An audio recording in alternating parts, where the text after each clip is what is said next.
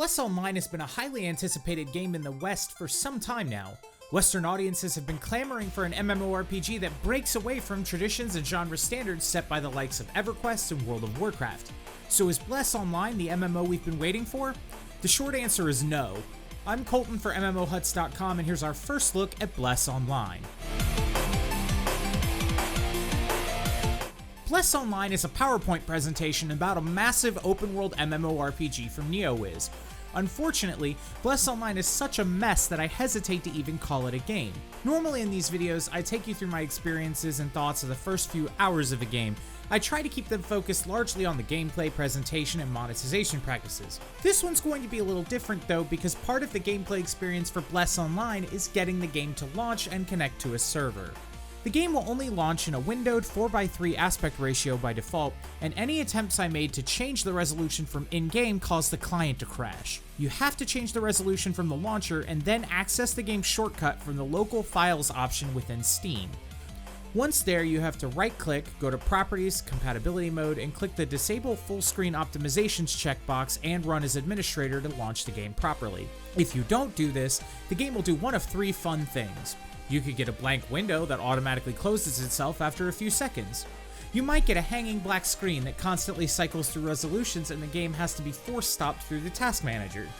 The worst of all is when the game appears to be loading properly but hangs on the loading screen at about 80% for an hour or so and then crashes. Once you've mastered the loading sequence, you'll get to craft a character. The classes are standard MMO fare. You've got Berserkers, Guardians, Rangers, Mages, and Paladins. There are plans for Assassins, Mystics, and Warlocks in the future. The character creation's pretty in-depth, allowing you to customize finer points of your body shape and details like hair and skin colors, as well as skin patterns. The character creation itself was one of the best experiences I had with the game and really shows the underlying potential of Bless Online.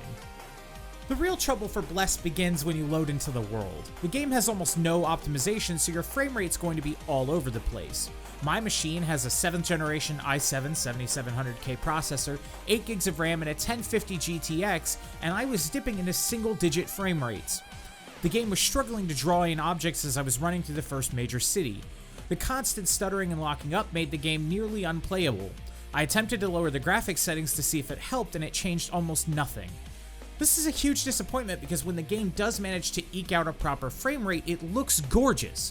A lot of effort went into the design of the environments and character models. It's just a shame that it's nearly impossible to enjoy them. The combat in Bless Online feels like a hybrid of Guild Wars 2 and World of Warcraft. It still uses a tab targeting system, but you'll use skill combos that can change which enemies your attacks hit and how. It's not terribly new, but it looks beautiful when the game is running at a decent frame rate, and the user interface allows you to show all the different branches of your current combo stances on the screen at once. Being able to change the path of your combo partway through for different effects is another fantastic example of what this game could be if the team behind it would spend more time getting it running correctly. Another one of the game's big flow-breaking issues is also one of its biggest conveniences. The auto-run feature allows you to click a button and have your character move automatically toward their next quest objective.